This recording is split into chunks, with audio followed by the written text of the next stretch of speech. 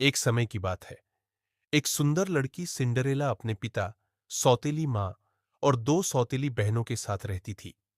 Cinderella की माँ का निधन हो चुका था और उसके पिता ने दूसरी शादी कर ली थी।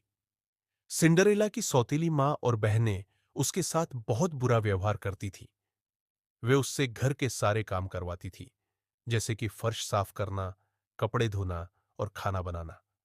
सिंडरेला को हमेशा गंदे कपड़े पहनने पड़ते थे और वह चूल्हे के पास राख में बैठकर सौतेली बहनों के ताने सुनती रहती थी।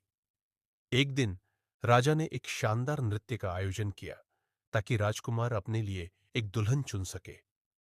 पूरे शहर की लड़कियों को आमंत्रित किया गया, लेकिन सिंडरेला की सौतेली मां ने उसे जाने से रोक दिया। सिंडरेला बहुत दुखी हुई और अपनी मां की कब्र पर जाकर रोई। अचानक एक परी माता प्रकट हुई और उन्होंने सिंडरेला को एक सुंदर गाउन, कांच के जूते और एक कद्दू से बनी हुई रथ दी।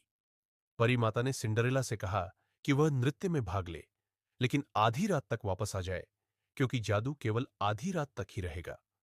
सिंडरेला नृत्य में पहुंची और सबकी नजरें उस पर टिक गई। राजकुमार उसकी सुंदरता और शालीनता से प्रभावित हो गया और उसके साथ नृत्य किया। लेकिन जैसे ही आधी रात हुई, सिंडरेला भागकर चली गई और उसका एक कांच का जूता वहीं रह गया। राजकुमार ने वह जूता उठाया और प्रण किया कि वह उस लड़की को ढूंढेगा जिसका यह जूता होगा। राजकुमार जूते को लेकर हर घर गया और आखिरकार वह सिंडरेला के घर पहुंचा। सौतेली बहनों ने जूता पहनने की कोशिश की, लेकिन वह उनके पैरों में नहीं आया। जब सिंडरेला ने जूता पहना तो वह बिल्कुल फिट हो गया। राजकुमार ने सिंडरेला को पहचान लिया और उससे शादी कर ली।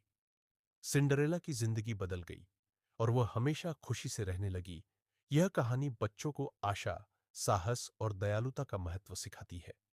सिंडरेला का चरित्र उन्हें प्रेरित करेगा और उन्हें सपने देखने और उन्हें पूरा करने के लिए प्रोत्साहित करेगा।